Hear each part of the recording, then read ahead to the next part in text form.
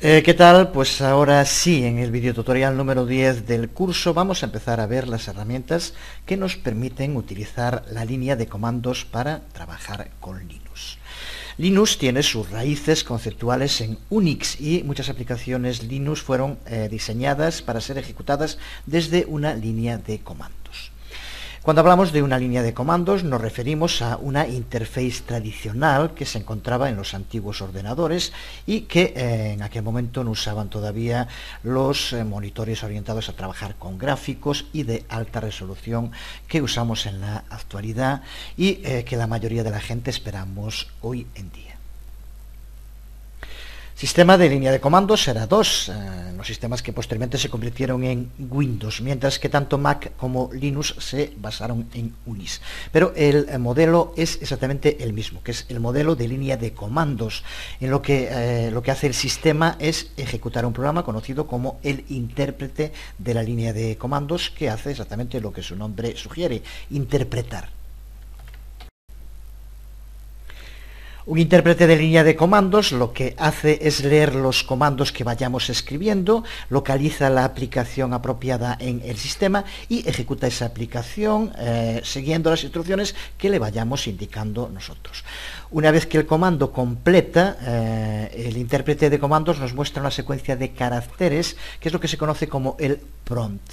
El prompt, que es aquí lo estamos viendo, esto que vemos aquí es el prompt en el sistema de Ubuntu Linux, es un indicador que nos dice que en ese momento el intérprete está preparado para aceptar que escribamos otros comandos. Por tanto, lo primero a recordar es que el símbolo, no sé por qué lo eligieron, pero bueno, este símbolo que es el símbolo del dólar, que también se usa con otro sentido, por ejemplo en PHP, recuerda que es el prompt en Ubuntu Linux.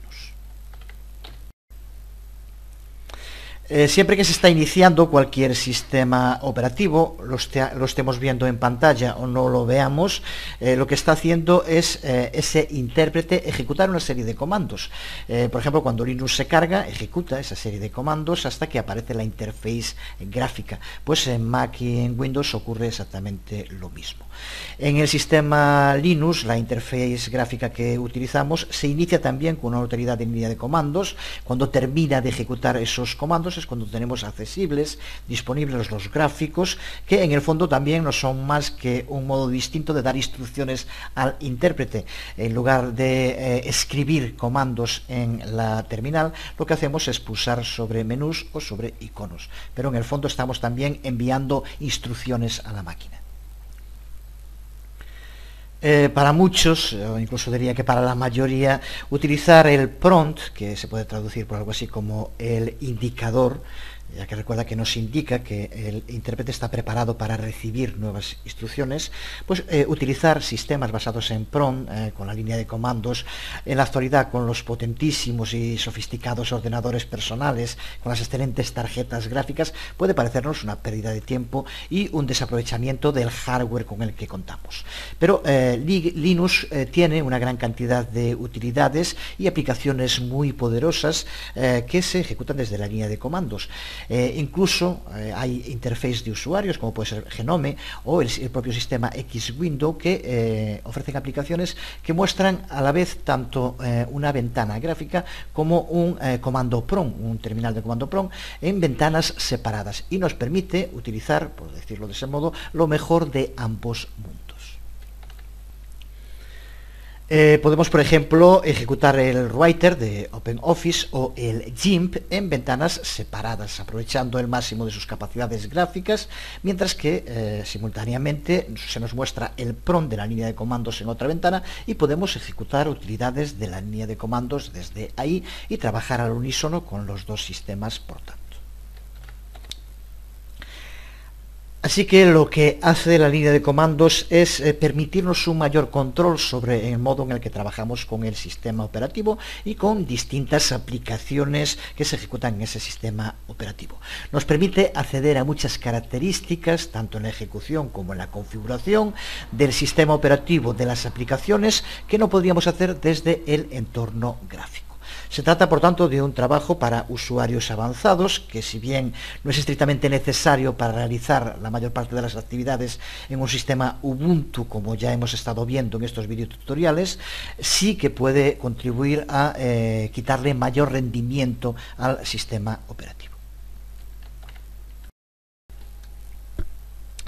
Por tanto, no podemos olvidar que estamos hablando de código abierto, del mundo open source, cuyo poder reside en que podemos acceder a su código, modificarlo y readaptarlo.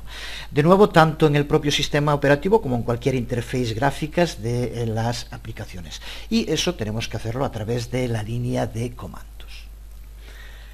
Por tanto, vamos a ver a lo largo de estos videotutoriales dedicados a trabajar con la línea de comandos las ideas básicas que hay detrás de las utilidades y los comandos que las ejecutan.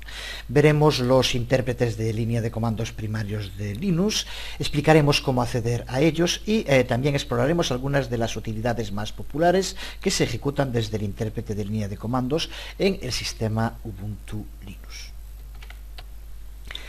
La mayoría de los ejemplos que vamos a ver empiezan siempre con este símbolo del dólar, que, como recuerda, es el PROM que usa el intérprete de línea de comandos en Linux Ubuntu.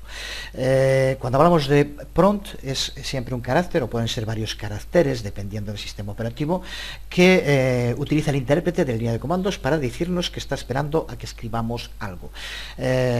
Seguro que ya has visto en otras ocasiones prompt, por ejemplo el prompt de DOS, el famoso C, dos puntos con una barra inclinada hacia la izquierda. Ese sería el prompt de DOS. Pues lo mismo con el prompt de Ubuntu Linux, es este símbolo de dólar que aquí vemos. Si por ejemplo utilizas algún libro para estudiar Ubuntu Linux, para aprender, vas a encontrar ejemplos en los cuales en la mayor parte de las ocasiones aparece este dólar escrito. No tienes que volver a escribirlo dos veces, eso simplemente indica que es lo que el resto es lo que hay que escribir después del prompt que ya nos va a poner en pantalla el propio intérprete. Sin duda puede que a muchos, sobre todo los que se estén iniciando en este mundo del open source y de Linux, lo primero que se pregunten es ¿para qué usar esta línea de comandos? La respuesta de entrada más sencilla es decir que porque Linux cuenta con miles de programas de línea de comandos que cumplen desde programas muy simples para crear o para examinar y modificar archivos o los permisos de los archivos, a utilidades muy complejas que nos permiten ajustar el trabajo del hardware, capacidades del propio sistema operativo, trabajar con sistemas de archivo o trabajar con redes. También es cierto que en la actualidad la mayoría de estas aplicaciones tienen su equivalente gráfico, lo que para mí es una prueba de la madurez del sistema Linux y no al contrario. La mayor parte de las aplicaciones a nivel de usuarios y utilidades para la configuración del sistema cuentan con aplicaciones equivalentes gráficos a los que también hay para terminal. Por ejemplo, si vamos al sistema administración red, se nos abre la aplicación de configuración de la red, que aquí vemos, que en gran medida es exactamente lo mismo que ejecutar la utilidad de línea de comandos ifconfig. Aquí tendríamos un ejemplo en el cual podemos llevar a cabo muchas de las acciones tanto en línea de comandos como con una aplicación gráfica.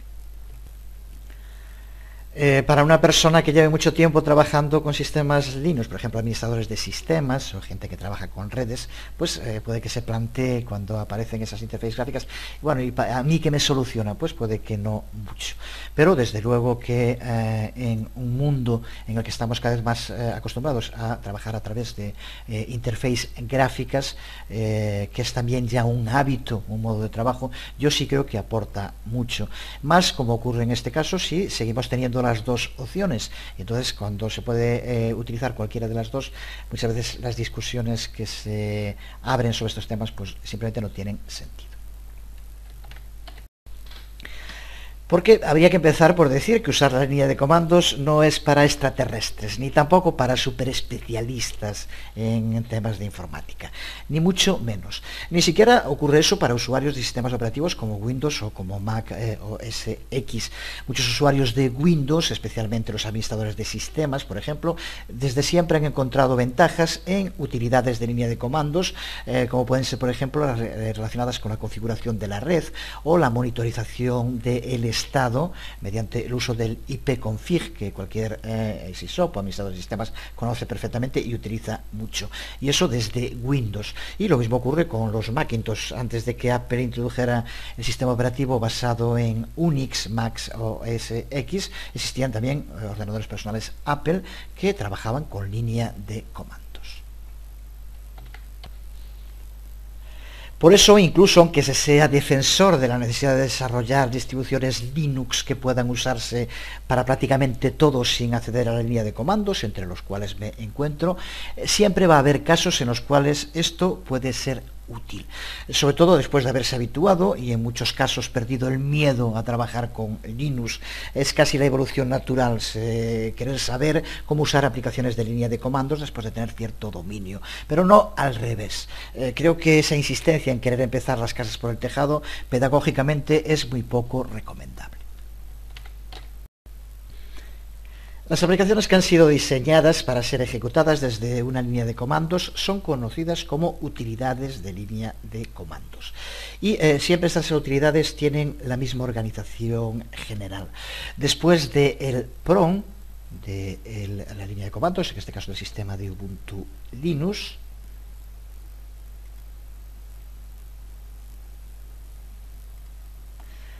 aparece el nombre del comando que queremos ejecutar.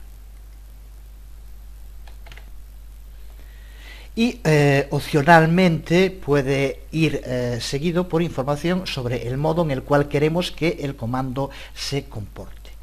Todo lo que sigue al nombre del comando que queremos ejecutar es conocido como un argumento o los argumentos para ese comando. Los argumentos para cada utilidad de línea de comandos van a variar según el comando que estemos ejecutando.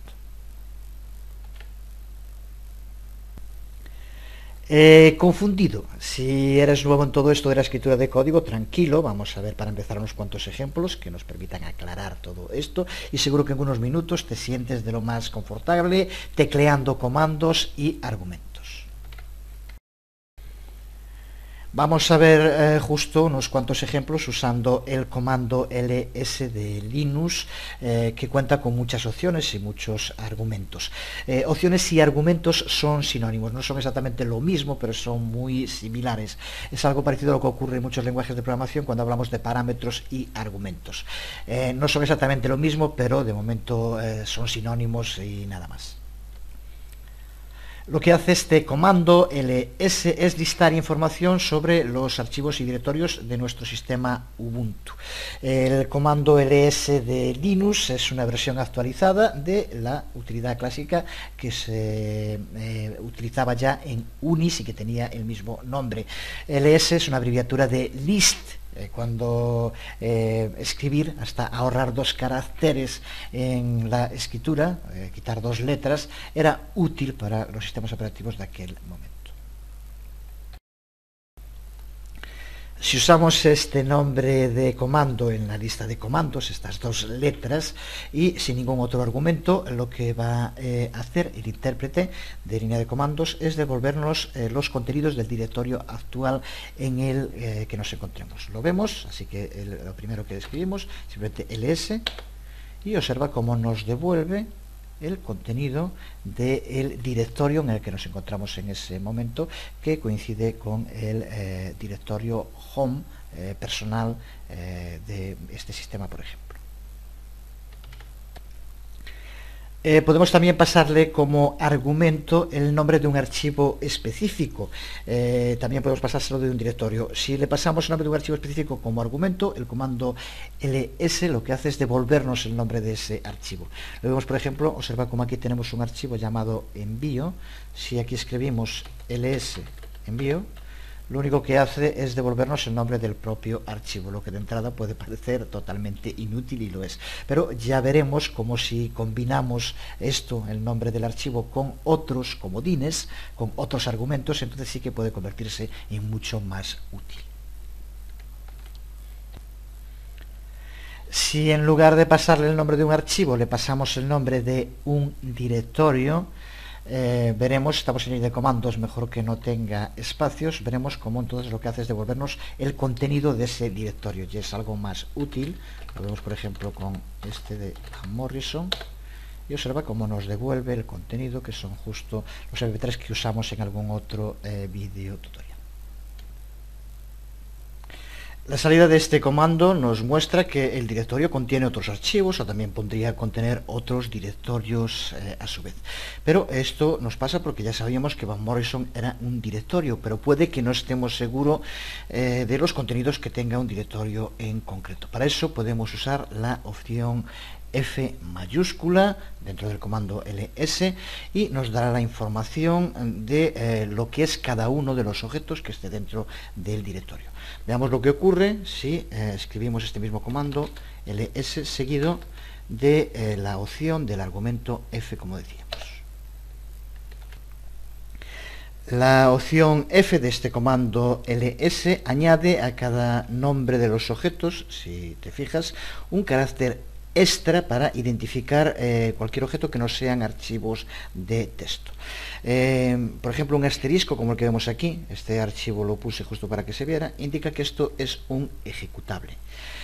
Cuando aparece el slash, la barra inclinada hacia adelante, nos indica que esto es un directorio. Y la arroba, como la que vemos aquí, indica que se trata de un hard link o un enlace duro, tema del que hablaremos en un momento. Esta opción F del comando ls ya es bastante más útil, pero desde luego que no es la única, no es el único modo de obtener información detallada sobre los objetos que hay en un directorio. Una muy usada, por ejemplo, es la opción de utilizar L minúscula, que significa mostrar la salida en formato largo. Al usar esta opción vamos a ver cómo nos devuelve una variedad de información adicional sobre cada uno de los objetos del directorio en el que nos encontremos. Lo vemos de nuevo, escribimos ls y la opción, el argumento L, y observa la salida que vemos en pantalla. Vamos a ampliar esto para verlo mejor y observa cómo esta opción larga muestra una información mucho más completa sobre cada uno de los archivos y directorios que se encuentran en el directorio actual. De izquierda a derecha, la información que aparece es, en primer lugar, esto que vemos aquí, que son los permisos actuales de los archivos o directorios. A continuación, como vemos, un número que significa el número de enlaces duros, lo que se conoce como hard links, ya digo del que en un momento hablaremos más, para cada uno de los archivos o directorios. Sigue indicándonos el propietario y grupo para cada uno de los componentes, el tamaño que tiene cada uno de esos componentes y la fecha y la hora de la última modificación a que se le ha hecho. Y termina, como vemos aquí, con el nombre del archivo o del directorio de que se trata.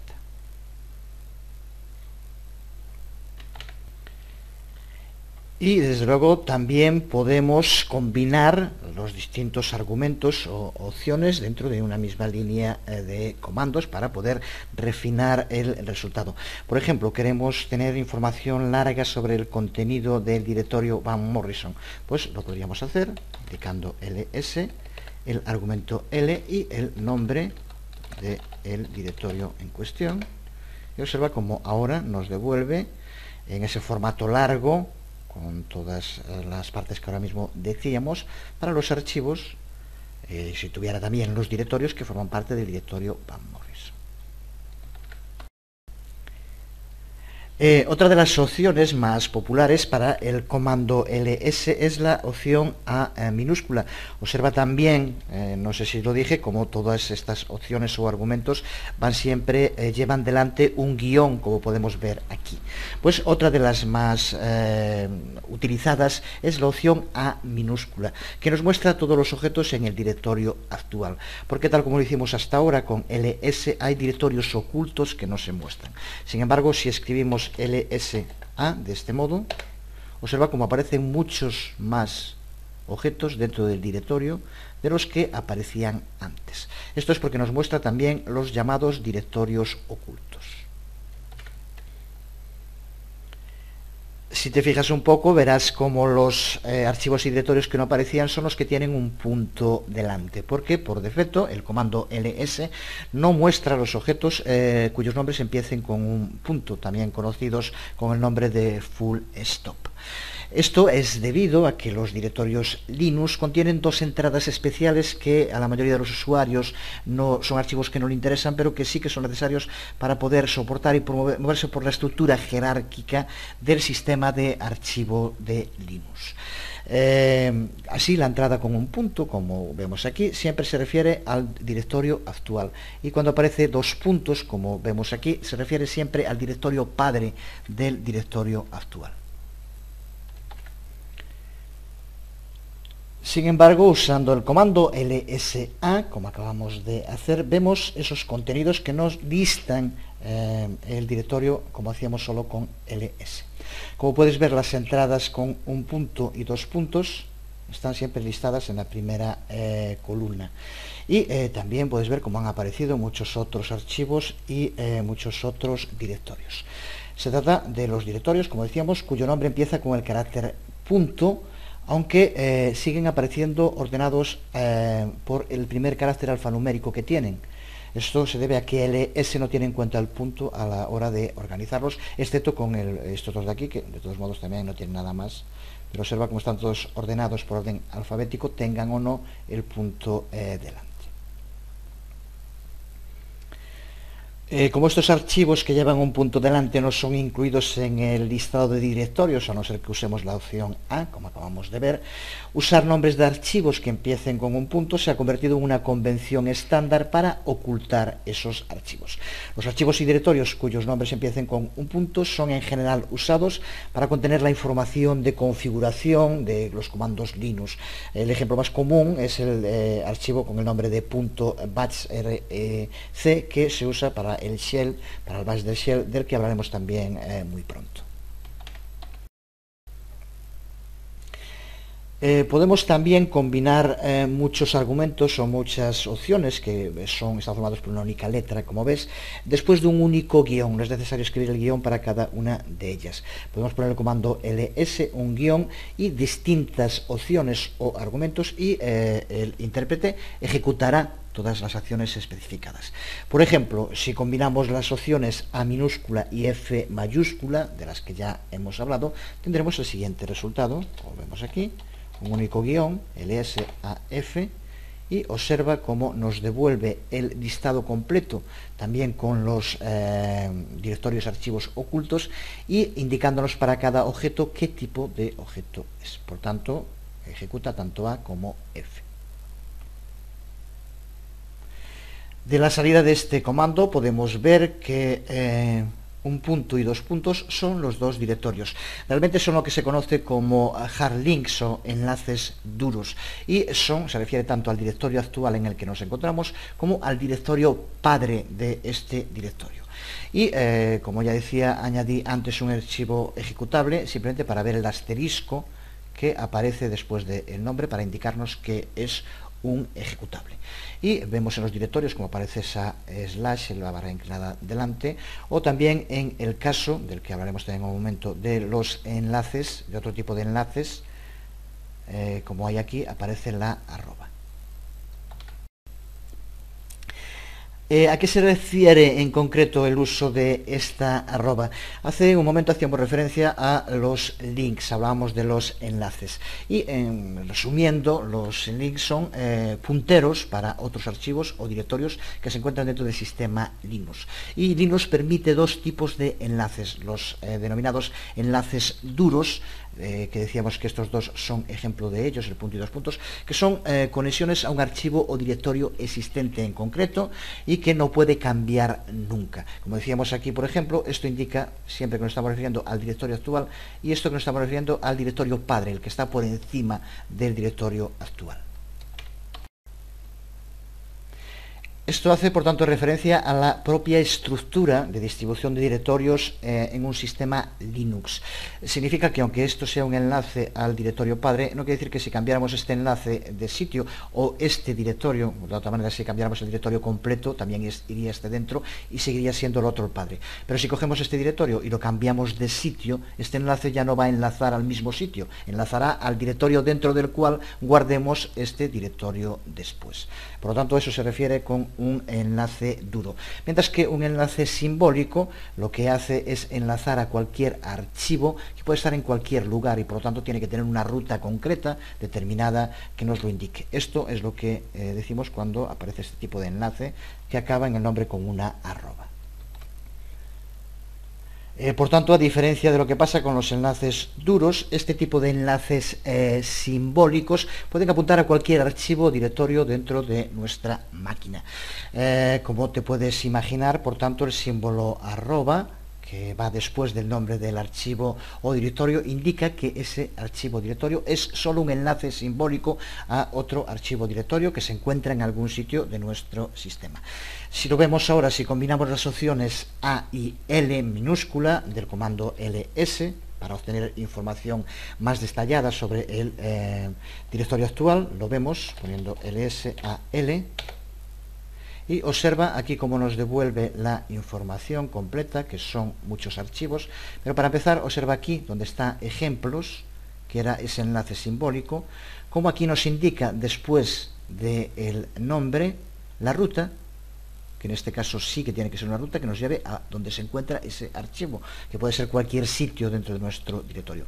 Sin embargo, en los enlaces duros que están al principio, el punto y dos puntos no lo indica, porque se encuentran siempre en el mismo sitio y no pueden cambiar. Es el propio directorio y el directorio padre. Hay, por tanto, la diferencia entre un enlace duro y un enlace simbólico, como el que vemos aquí.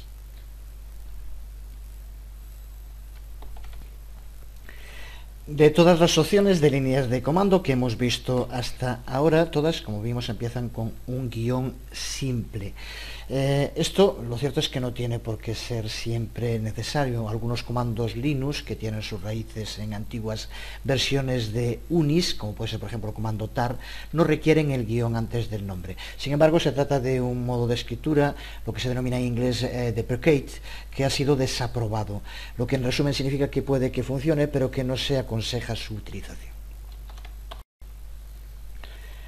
Por tanto, todas las opciones de líneas de comando deben empezar con un guión e incluso algunas opciones especiales deben empezar con dos. Las convenciones para esto es que las opciones que estén hechas con una única letra, como las que ya hemos visto hasta ahora, A, L, F, que puede ser mayúscula, minúscula, pero una única letra, van precedidas siempre de un único guión. Mientras que cuando las opciones sean palabras completas, por tanto formadas por varias letras, entonces tienen que empezar con dos guiones. Lo vemos primero en un ejemplo y después explicamos por qué. Si escribimos ls guión y una de las opciones de los argumentos, que es help, observa lo que ocurre cuando intentamos ejecutarlo. Nos indica que la opción es inválida y nos da ayuda, nos indica que probemos poniendo dos guiones en lugar de uno. Si lo hacemos así y ponemos dos guiones, help, observa como ahora sí nos devuelve toda la información de ayuda para este comando, que es el que estamos usando, ls, completa, como vemos, con información sobre todas las opciones y argumentos que se pueden usar, además, como puedes ver, también en castellano. La razón que explica esta diferencia entre utilizar un guión o dos guiones creo que es sencilla de entender. Vimos ya ahora en distintos ejemplos que cuando utilizamos varias opciones o argumentos de una única letra podemos combinarlas y por lo tanto después de un único guión poner varias letras, pero cada una de ellas es una opción distinta. Si no hiciéramos algo para diferenciar de cuando varias letras son distintos comandos o son un único comando, el intérprete puede que no lo entendiera. Por eso cuando es, como en este caso, una opción de lo que se denomina letra completa, help, entonces en este caso hay que poner los dos guiones para que el intérprete sepa que van a ser varias palabras las que forman ese argumento o opción. En caso de que lleve un único guión, entonces considerará que son cada una de las letras un argumento distinto. Esa es la razón por la cual este nuevo sistema de palabra completa, que lo ha potenciado la Free Software Foundation, pues se considere que tiene que llevar adelante dos guiones, como vemos aquí. Esto incluso se puede aplicar para los comandos de una única letra. Pueden tener también una versión con una palabra completa de varias letras, por tanto. Pero también necesita, si es así, utilizar los dos guiones en lugar de uno. Lo vemos de nuevo en un ejemplo, creo que está claro. Si ponemos, por ejemplo, LSA, que es para que nos liste todo lo que hay en el directorio, lo vemos cómo funciona. Pero también podríamos hacerlo escribiendo ls dos guiones all, que sería la letra completa para el mismo comando, y observa como de este modo lleva a cabo el mismo proceso. Aquí lo tienes arriba donde escribimos, es bastante rápido, y aquí tenemos el contenido igual escribiendo a o all, pero con esa diferencia, con un guión o dos guiones, como vemos. Como podemos ver en el ejemplo del uso de help de hace un momento, muchas utilidades de línea de comando nos proveen con una opción de ayuda que muestra lo que se conoce como mensajes de uso. Cuando hablamos de mensaje de uso nos referimos a un sumario corto de cómo usar un comando, simplemente lo que veíamos antes con el uso de help. Esto es un mensaje de uso, que como ves sumariza los distintos argumentos, las opciones para ese comando y nos explica el significado para cada una de ellas, como aquí vemos.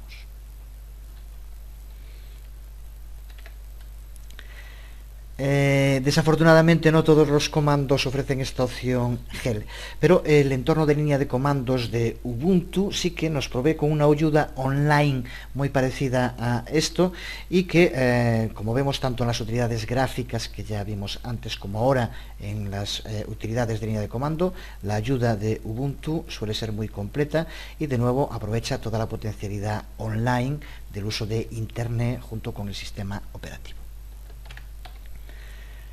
Por eso vamos a terminar este video tutorial hablando de dos comandos que nos proveen con información online sobre la utilidad de línea de comandos que estemos usando. Son el comando info y el comando man. Empezamos con el comando man, que es el que vamos a utilizar y nos va a ser de mucha ayuda siempre que estemos usando o simplemente estemos experimentando con cualquier programa de línea de comandos. La palabra viene de manual, y en este caso un manual online que va a aparecer formateado para que se vea dentro de nuestra terminal, para que se adapte a la pantalla, pero que es un auténtico manual del uso, en este caso pues de la opción que indiquemos. Del comando que indiquemos, y para verlo empezamos usándolo con el propio comando man, al que le podemos aplicar también, podemos hacer man, y por lo tanto estamos pidiendo esta información para el comando man. Si pulsamos tendrá que recuperar la información, como ves indicaba que esperáramos por favor, y aquí tenemos ahora el resultado, aquí lo vemos en pantalla. Man, por tanto, es una interfaz para los manuales de referencia electrónicos. Podemos movernos a través del manual, la terminal, con flecha abajo, flecha arriba, por ejemplo, Y aquí tenemos la información muy completa. Es cierto que en formato tocho, pero son muchos las opciones, muchos los argumentos, y por tanto no queda otro remedio. Esto se explique del modo que se explique, pues al final siempre es mucha información. Que también de ahí la importancia de sistemas como este, como MAN, o el que vamos a ver ahora, Info, porque nos permite en un determinado momento, cuando necesitamos algo, poder encontrarlo aquí. Lo rápido, lo lento que lo encontremos depende también de nuestra habilidad para movernos por este tipo de manuales, que como suele ocurrir siempre, las habilidades se practican, y por lo tanto cuando se ve un manual de este tipo, pues no quitarlo inmediatamente delante, sino intentar entenderlo, saber cómo verse por él, y seguro que nos puede resolver muchísimas dudas llegado el momento. Porque, como podemos ver, nos provee con información muy exhaustiva sobre las distintas opciones, los argumentos disponibles. Pero también provee con una cantidad de información importante sobre el uso general de los comandos, y también con ejemplos de su utilización. Así que un modo de poder rápidamente profundizar en el uso de cualquier comando. Pero además existe una alternativa más moderna a este comando MAN, que es el comando info. Este comando info, que nos provee con información muy similar a esta que estamos viendo, pero suele ser siempre información más completa y también, sobre todo, más actualizada.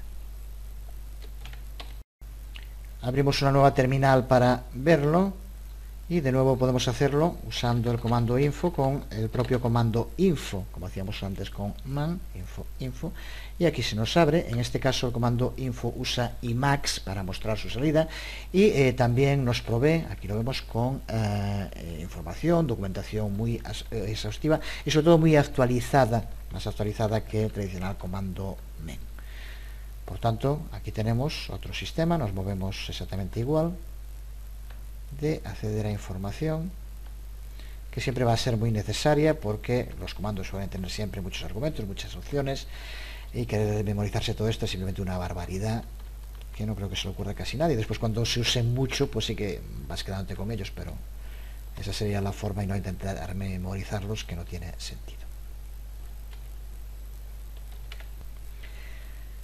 Terminamos ya. Simplemente decir que este comando info fue desarrollado e introducido por la gente de la GNU para proveer con un entorno de ayuda online más robusto y completo para todo este tipo de utilidades de líneas de comandos. Estos archivos de texto que utilizan cuentan, como vemos, con una rica sintaxis de hiperenlaces que nos permiten ampliar información en otras secciones de la documentación.